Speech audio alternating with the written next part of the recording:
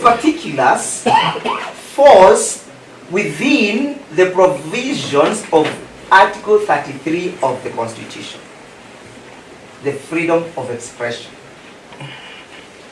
To admit this charge, therefore, Your Honor, this court would be rising up to the occasion of limiting her rights.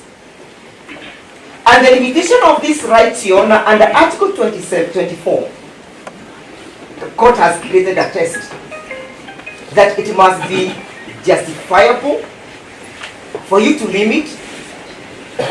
It must be justifiable in a free, open, democratic, and civilized society. If that then would be the test and granted her status of members of parliament, would the taking of this plea not amount to the limitation of that particular right?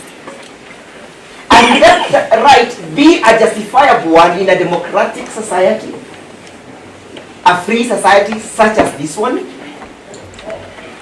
A civilized society such as this one? That was not the intention of the legislation. That was not the intention of the enactment of the 2010 Constitution.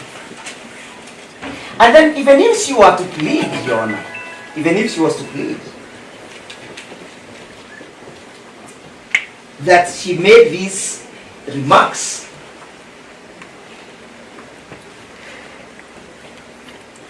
Your Honor, would this conform to the provision of Article 50, Clause 2, Paragraph 4? And that's the doctrine I love speaking about, the doctrine of nurum crimen sine lege, that you shall not be charged of an offense if the offense itself was not known in law. And the argument that the offense is not in law is due to the fact of the jurisprudence that has emerged following the enactment of the new constitution vis-a-vis Section 7 of the 6th schedule. That had it been to be brought to the conformity to that provision, this offense would not be existing in our books of law. If we had a proactive parliament, and not a parliament like the one that we currently have, this perhaps would have ceased being good law in our books.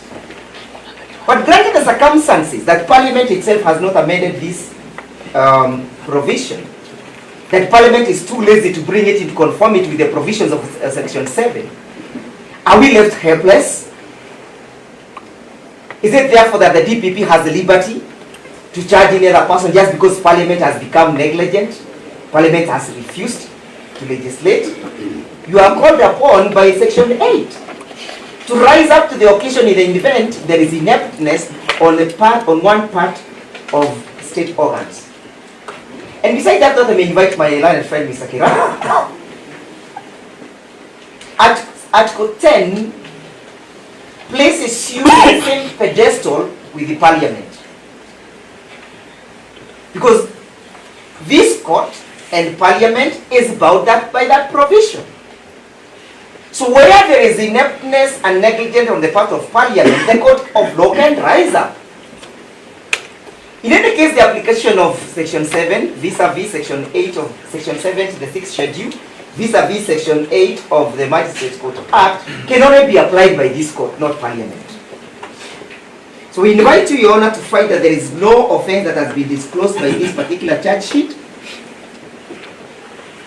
The same is meant to achieve ulterior motives other than that which is contemplated to protect public interest. It is meant to preserve personal egos. It is meant to preserve at a certain equilibrium for which you do not understand personal emotions. Unfortunately, this is a court of law.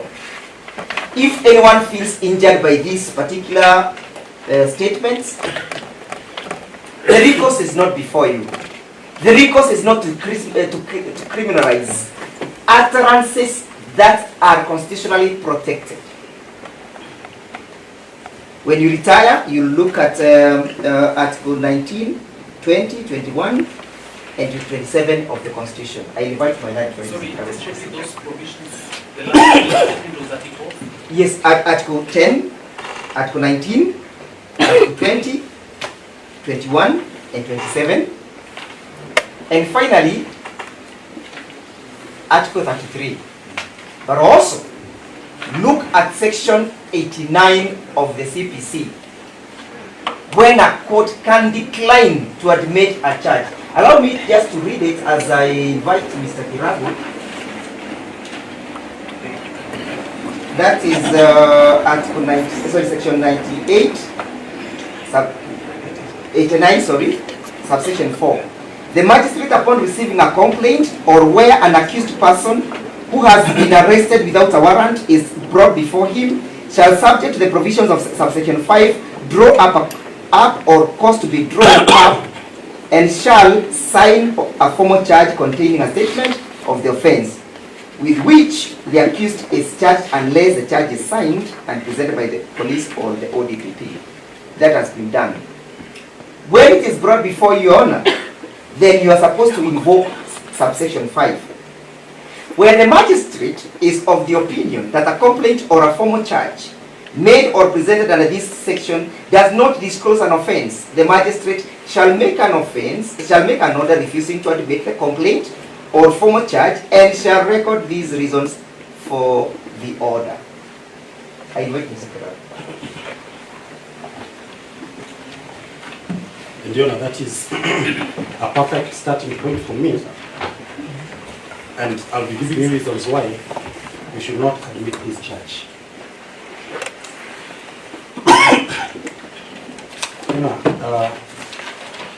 This charge is drawn, and it is alleged that the person before you has done something contrary to Section 84, subsection 1 of the Penal Code. And Your Honor, that is the section which I've opened.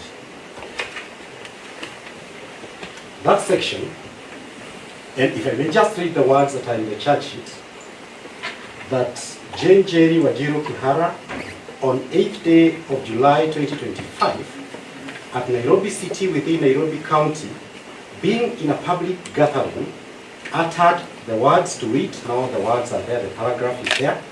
It concludes, with intent to provoke breach of peace. So, I submit that that charge, as drafted, does not disclose any offense under Section 94, subsection 1 of the Penal Code. These are the reasons you know. That section reads, a person who in a public place or a public gathering uses threatening, that's one, abusing, that's the second one, or insulting words or behavior. So, the operative words here are, those words must either be threatening, there is no suggestion that she used any threatening words, abusive, it is not alleged she used abusive words, or insulting words or behavior, it is not suggested that she used any insulting words. And then that is when an offense is constituted. So the charge that is before you does not have threatening, abusive, or insulting words or even behavior that would go on and cause breach of peace and all that. So basically, the offense that is before you is hollow.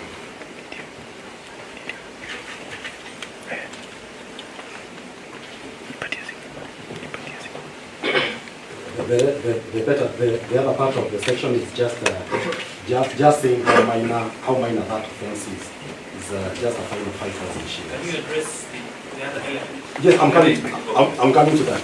I just caught my eye with the fine, which is 5,000 shillings. So then, with threatening, abusive, or insulting words or behavior, is no suggestion that has taken place with the intent, one, to provoke breach of peace. That is the one that has been taken. So that for you to have an offense where the intent is to provoke breach of peace, those words or that conduct must fall within the 3 parameters or any of the 3 parameters that I mentioned. What is before you does not fall under any. Under subsection 2, the Act then defines what is a public gathering. And what you will find is that one situation where there is a gathering is when there is any meeting.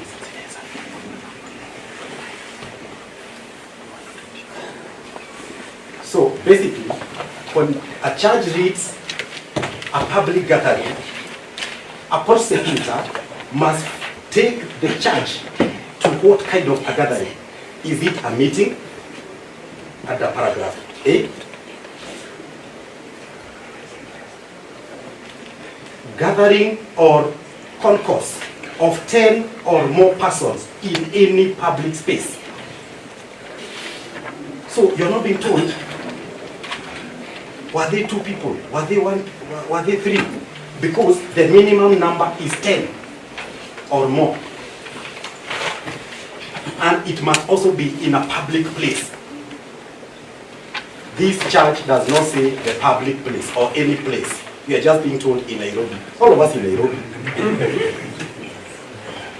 Yeah, even here is in Nairobi. So, which is the public place? So, that way, the offense is not disclosed. Paragraph B. Any meeting or gathering which the public or any section of the public of more than 50 persons are permitted to attend or do attend, whether on payment or otherwise. There is no suggestion, it has not been indicated whether there were 50 people, whether these people paid to be there, they didn't pay to be there. So what is Honorable Jayne Kihara supposed to defend? These particulars are not in the charge. And finally, the other situation is the paragraph C. Any procession in, to, or from a public place. Any procession moving in or out of a public place. We are not told that these words were uttered in the investigations.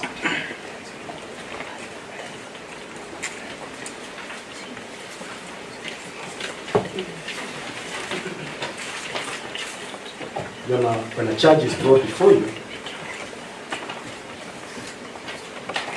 under section 94, under section 134 of the CPC,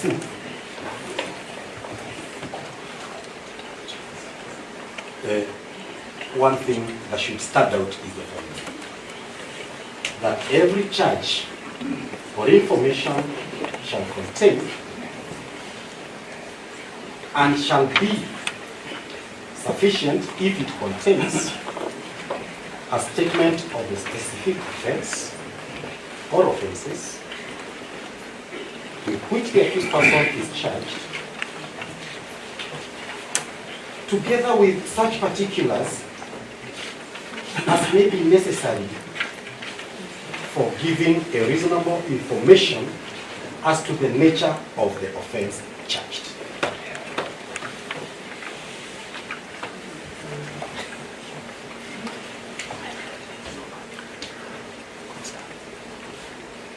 The information that is contained in this charge, Your Honor, is insufficient under subsection 1. It is insufficient under subsection 2 of section 94 of the Penal Code. Would it be right then, if I shift to that point,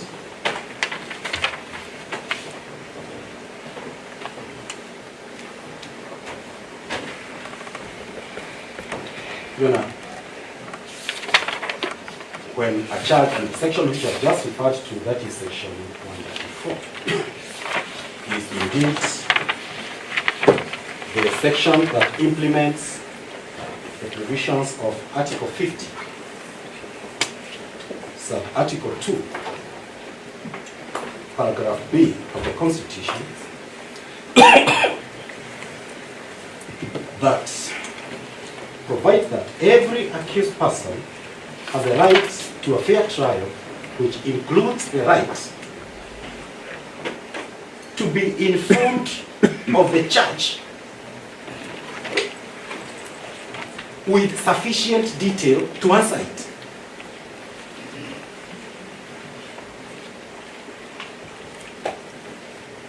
The charge that is before you does not have sufficient details as defined in the implementing statute.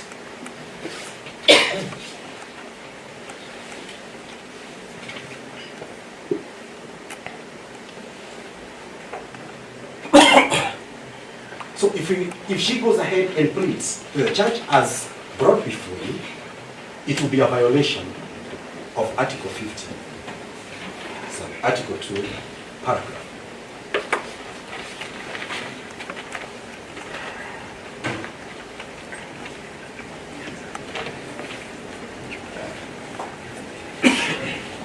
And important to mention, Your Honor, that under Article 25 of the Constitution, and for emphasis, I want to read what it says, that despite any other provision in this Constitution, the following rights and freedoms shall not be limited. These are rights which cannot be limited. And one of such is the right to fair trial. That is paragraph C of Article 25. The right to fair trial is the one that I had talked about under Article 50. So you are then placed in a position where you have a charge that is in contravention of Article 50, and you're being asked to allow a person to plead to those charges. Your Honor, decline that invitation.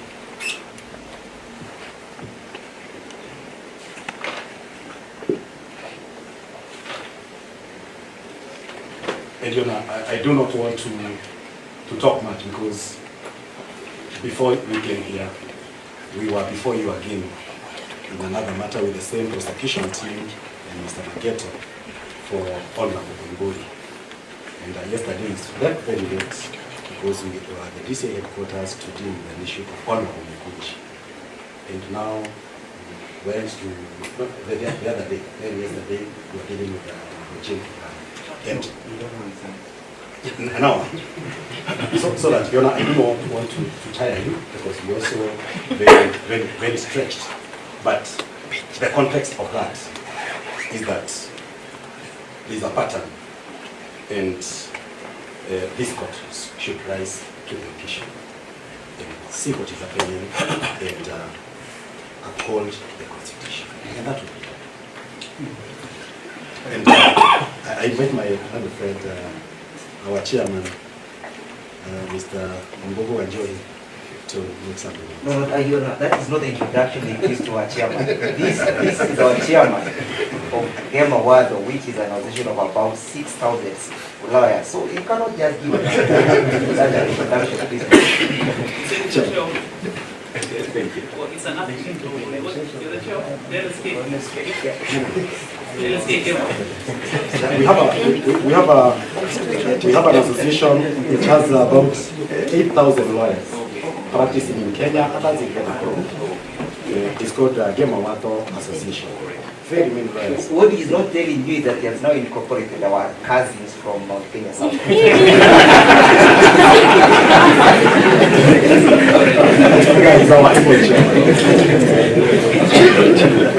you. Colleagues for that introduction. Your Honor, again, my name is Wambo Wanjohi, and allow me to concur with what my senior, Mr. CM Kihara, said. And what the state is doing. The state is using fire extinguishers to blow out a candle. Section 94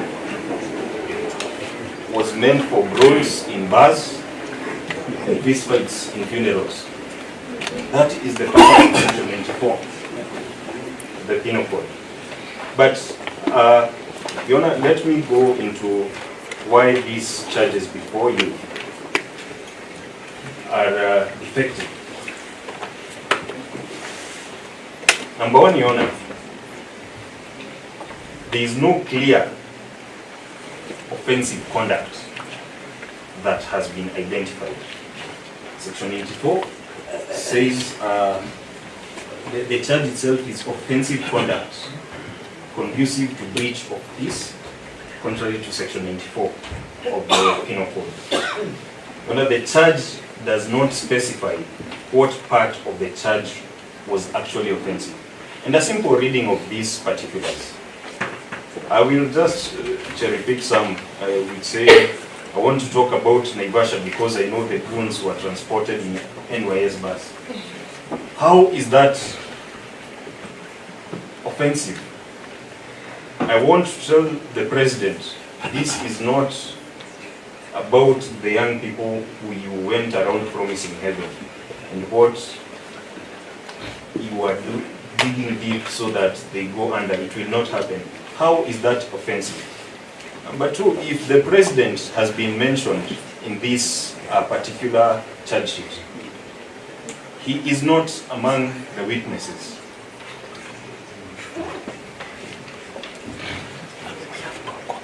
You see the complainant?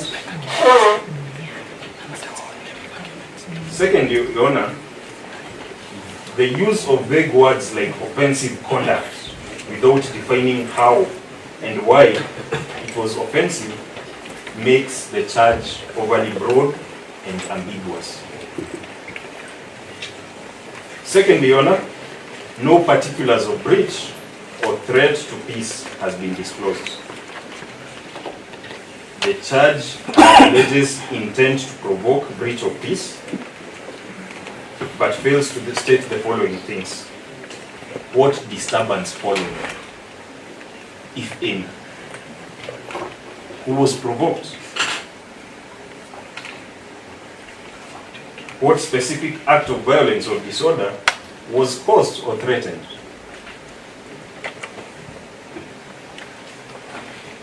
There is no breach of peace in these particulars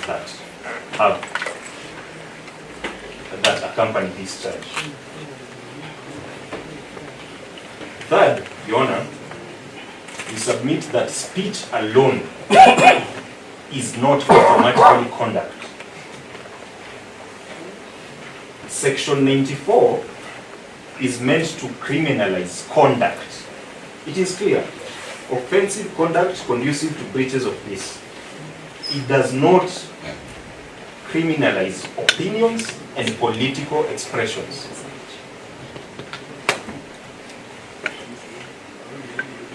If the charge is based solely on speech, then the prosecution must show that the speech had a clear and present danger of causing peace. This threshold, Your Honor, has not been met.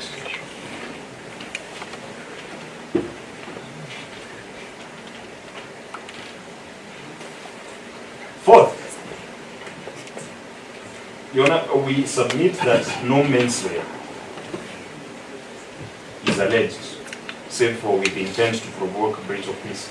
To which we say the charge does not state intent or even suggest that Jane knew her words would provoke unrest. What she was doing was expressing her political opinions, guaranteed under Article 33. Now, Your Honor, fifth, we want to go to the issues of Article 50, 2B, and K of the Constitution, whereby the accused has a right to be informed of the charge in sufficient detail, presumed innocent, and not to be convicted for conduct that is not clearly defined as an offense in law.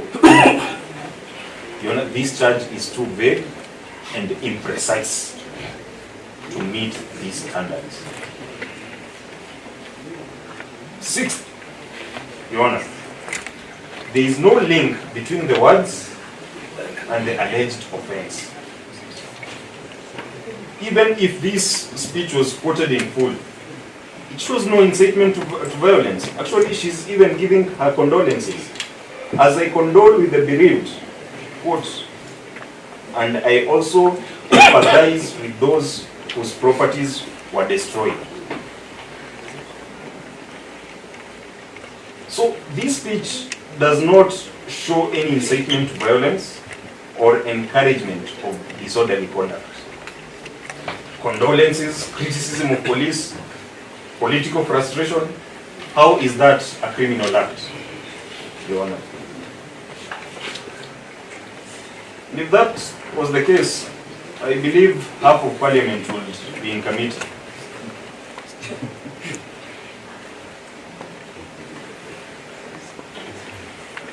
Seventh, Your Honor, as I conclude,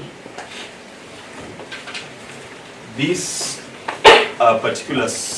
this is a gross misapplication of the Penal Code.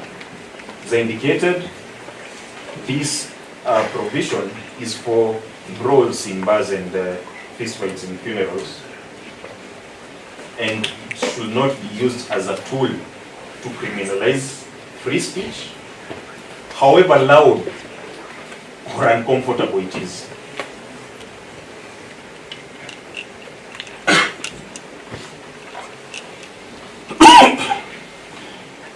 Finally, Your Honor,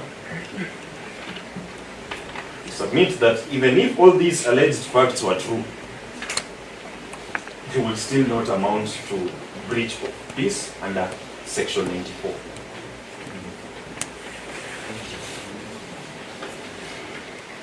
Which makes the charge fatally flawed and ripe for striking out at the earliest instance. This will submit. You want to cede the floor for 1 minute to Councillor Iregi, and then Your last one.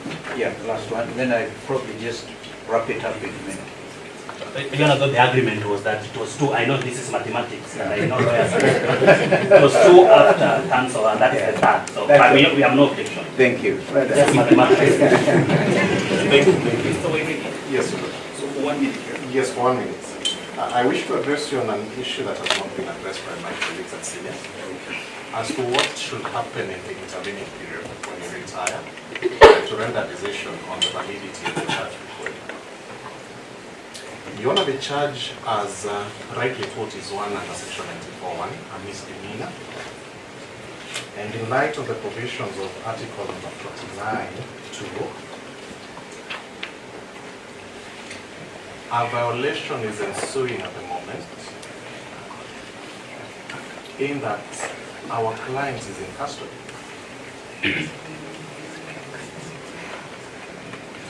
Article 49(2), the rights of an arrested person, provide that a person shall not be remanded in custody for an offense if the offense is punishable by a fine only, or by imprisonment for not more than 6 months. The one before court is one that qualifies under 49(2). As such, in the intervening period, it will ask for release of the arrested honorable man on her personal cognizance. Your Honor, Honorable Jayne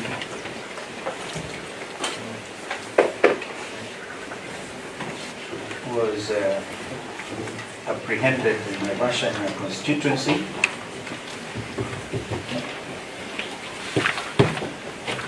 and was escorted by a convoy of 30 officers, approximately, because she agreed us.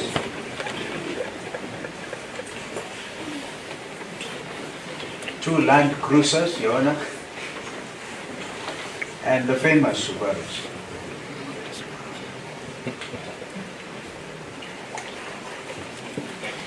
Only to be presented before you this morning,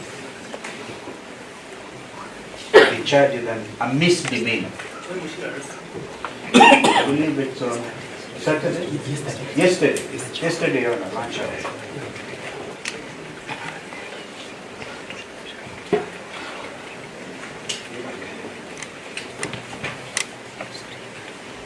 When I spoke to her, she was at DCI headquarters last night. As senior counsel, I thought, from what she told me, we did not have to use public resources to come in this morning for a misdemeanor. So I tried to talk to the deputy DCI, who told me I was going to look into that matter. And if they had properly applied their minds, she should not be before you, Your Honor. That's our submission.